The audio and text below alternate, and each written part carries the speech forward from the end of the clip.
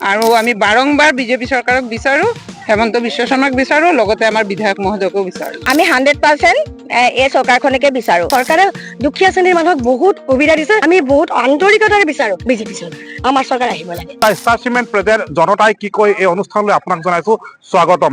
আমি মৰিয়নিৰ বিভিন্ন স্থানলৈ গৈছো, জনতাৰ মতামত ভোটাৰৰ আমি মতামত ল'বলৈ চেষ্টা কৰিছো।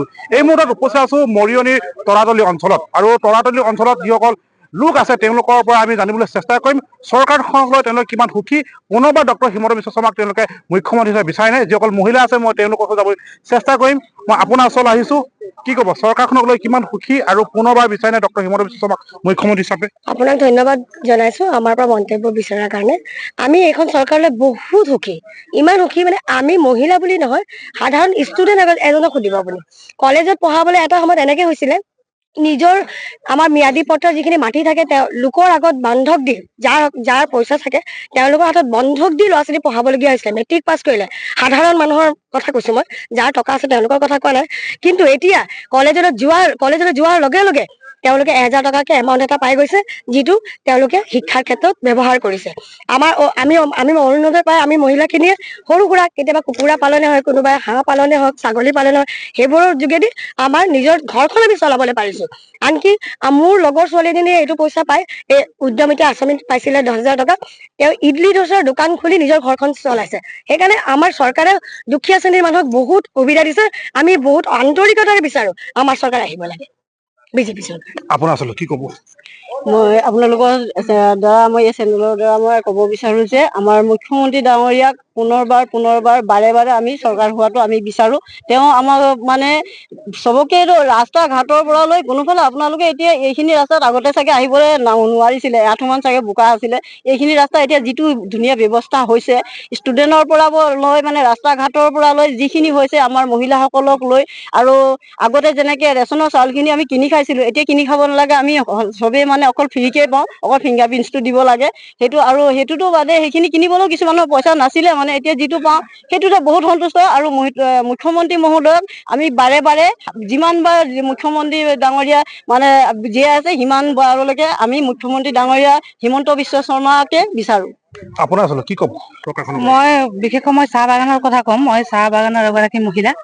যিহেতু আমাৰ যিখন এই বিজেপি চৰকাৰ যেতিয়াৰ পৰা আমাৰ 2014 চনৰ পৰা আহিলে, আমাৰ চাহ শ্ৰমিক বাগানৰ মানুহখিনিৰ কথা বহুত চিন্তা কৰিলে। আমাৰ বাগানৰ মানুহখিনি বহুত দৰিদ্ৰ আছিলে, একাউণ্ট নাছিলে, একাউণ্ট খোলাৰ ব্যৱস্থা কৰিলে, ঘৰে ঘৰে লেট্ৰিন দিয়ে। প্ৰথম আমাৰ মেইন কামটো কৰিলে আমাৰ ৰেচন কাৰ্ডখন, ফ্ৰী চাউলৰ লগত প্লাছ এটা ডাল চিনি দিছে।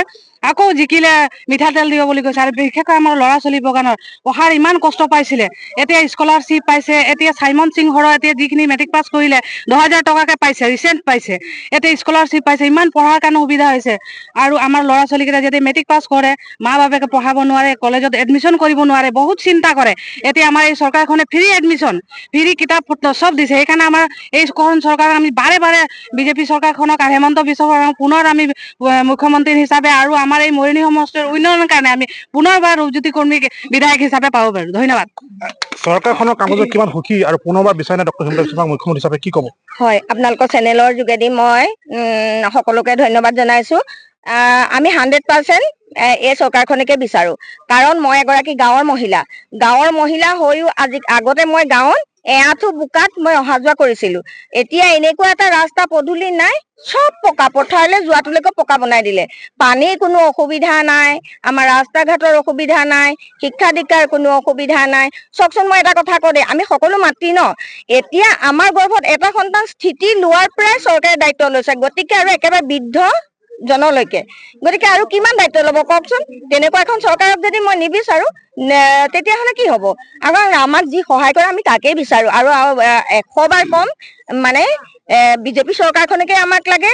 আৰু মৰিয়নি সমষ্টিত আমাৰ ৰূপজ্যোতি কুৰ্মীৰ নিচিনা এজন দক্ষ বিধায়ককে আমি বাৰম্বাৰ বিচাৰিম। ধন্যবাদ। চৰকাৰখনৰ কাম কাজত কিমান সুখী অনুভৱ কৰিব, কি ক'ব? পোনপ্ৰথমে টাইমছক ধন্যবাদ জনাইছো। ক'বলগীয়া বহুতখিনি আছে, কৈ আমি আঁচনিৰ কথা শেষ কৰিবই নোৱাৰি। কিন্তু আপোনালোকে এটা বস্তু চাব, 16 চনৰ অসমখন আৰু এতিয়াৰ অসমখন যদি আমি তুলনা কৰিবলৈ যাওঁ, তেন্তে 10 বছৰৰ চৰকাৰখনে কি উন্নয়নমূলক কাম কাজ কৰি গৈছে।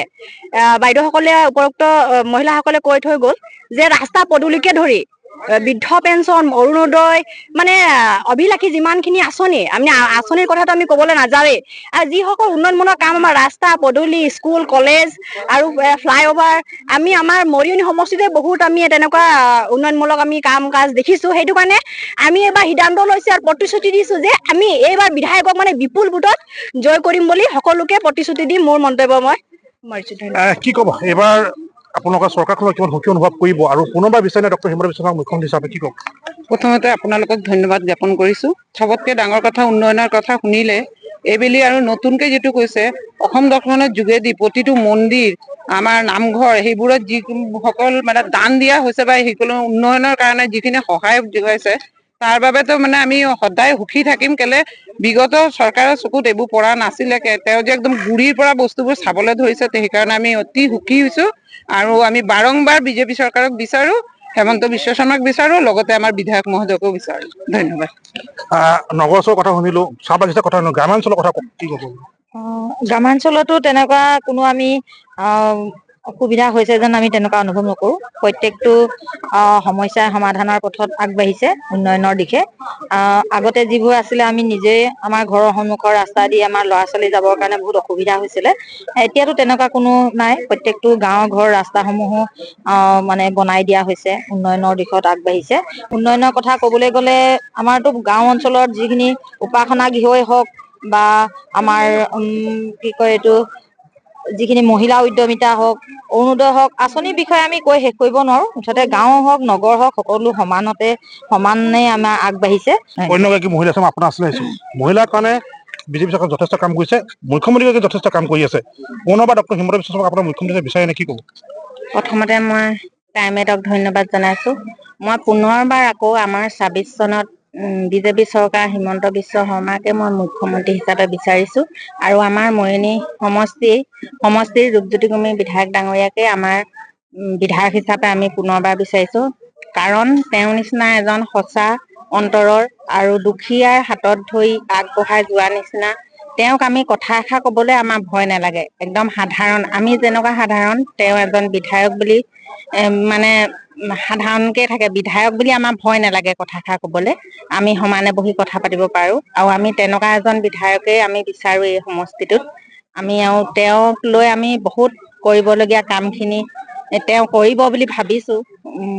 এতিয়াও যথেষ্টখিনি আগবাঢ়িলে, তথাপিতোনো আমাৰ কৰি কাম শেষ নহয়, শিকি শেষ নহয়। সেইদৰে তেওঁ আৰু অহা দিনকেইটাত তেওঁ জয়যুক্ত হৈ যিখিনি থাকি গৈছে সেই আধাৰুৱা কামখিনি যেন কৰিব বুলি মোৰ ফালৰ পৰা আশা ৰাখিছো। যিহেতু আমি দ্য ষ্টাৰ চিমেণ্ট প্ৰেজেণ্ট জনতাই কি কয় অনুষ্ঠানৰ যোগেদি আমি বিভিন্ন স্থানলৈ গৈছো আৰু জনতাৰ মতামত, ভোটাৰৰ মতামত ল'বলৈ চেষ্টা কৰিছো। আমি পুনৰবাৰ অন্য এটা স্থানলৈ গৈ আমি জনতাৰ মতামত, ভোটাৰৰ মতামত ল'বলৈ চেষ্টা কৰিম। হয়।